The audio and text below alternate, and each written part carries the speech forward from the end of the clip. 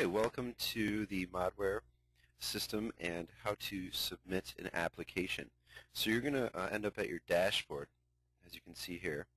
And the first thing you're going to want to do is click Add New Lead. Okay, we can see that we're at the summary page. None of the data is showing right now, of course, because we haven't entered it yet.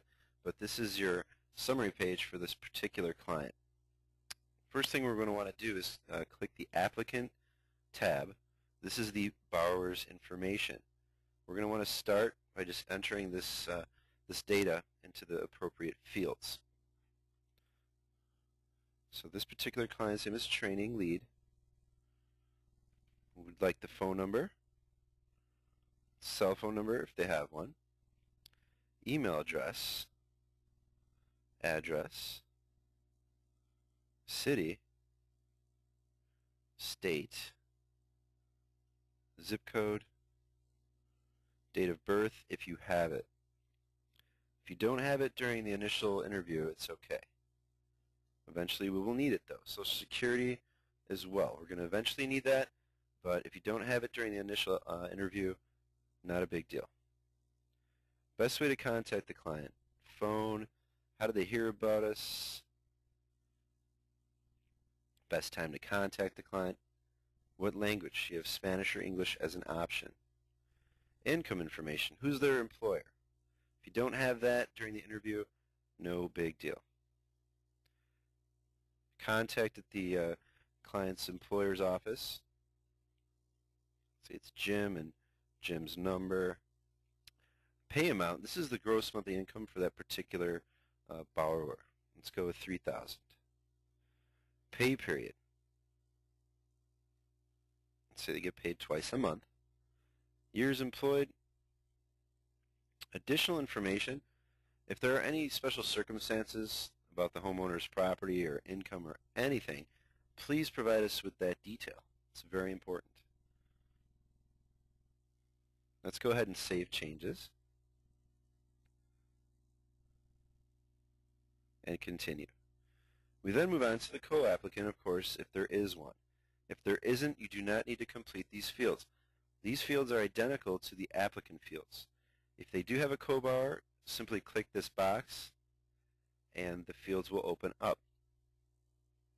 Enter the data, like I said, just like the applicant, and click Save Changes.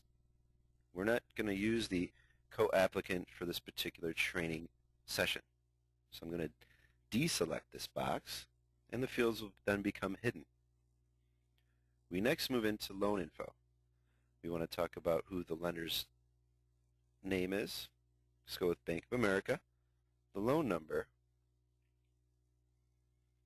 Is it a first, second, or third?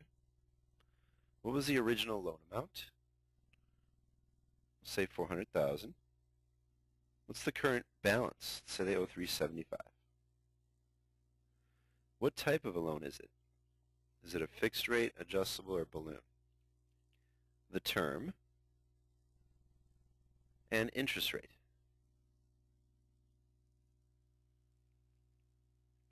We then move into the monthly payments for principal and interest, real estate taxes, assessments, hazard and home insurance, and of course mortgage insurance. So the principal and interest on this $400,000 loan, let's say, is $2,700. Real estate taxes, let's say they're $130 a month. Assessments, well, actually they might not have any assessments. Hazard and home insurance, let's go with $70 a month.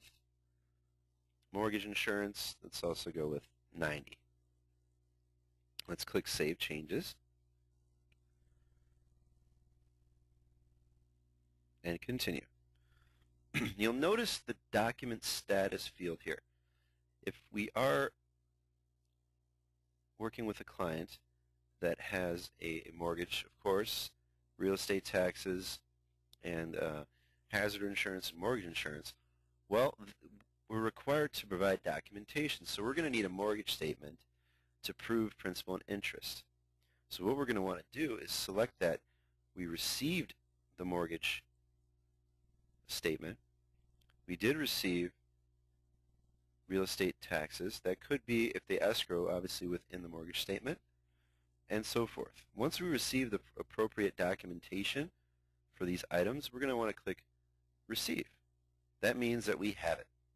You're letting our processors know that we have it as well. Now, if they do not have assessments, make note of this moving forward, that we can click the box next to it and delete. That means we don't have to show assessments. If you do not delete that and it goes to processing, well, we're going to say, wait a minute, we need proof of the assessments. So let's go ahead and delete that field. As you can see, it's been removed. So now we're going to move on and go ahead and start the application. So what we've done is we've took the basic borrower and co-borrower information along with the loan information, and now we're going to start the application. Let's continue. We now move into property information. Copy address from the applicant? Sure. If the applicant, as you can see, the property is at the following address, 1234 Main Street, well, let's go back to property, and I'm going to just click this button here. It says applicant, and it's going to generate that data for you. We're going to want to now talk about the purchase price. Let's say they purchased the home for, let's say, $400,000.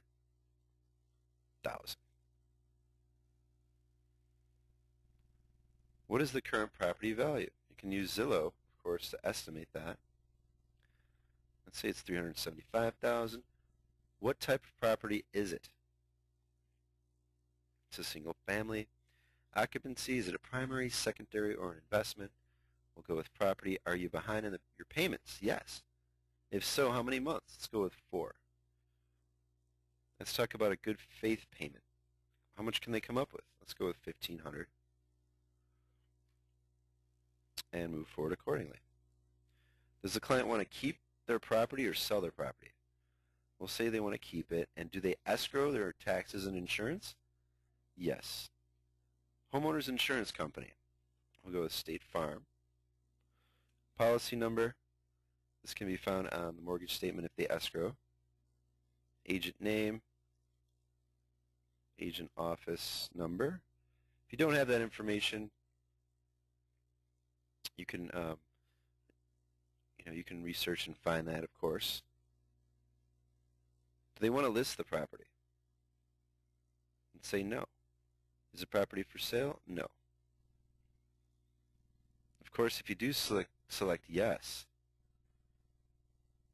these fields will open up and you're going to need to enter that data. But this particular client doesn't want to list and the property is not for sale. So let's talk a little bit more about the property. Has the property been appraised recently? No. Appraisal date. These fields obviously will not open up unless you click yes. As you can see, they're going to want appraiser name, appraiser license number, state licensed in, and so forth. Market analysis? No. Or is there an REO report? We'll go with no. Let's save these changes. Okay, we're going to continue now.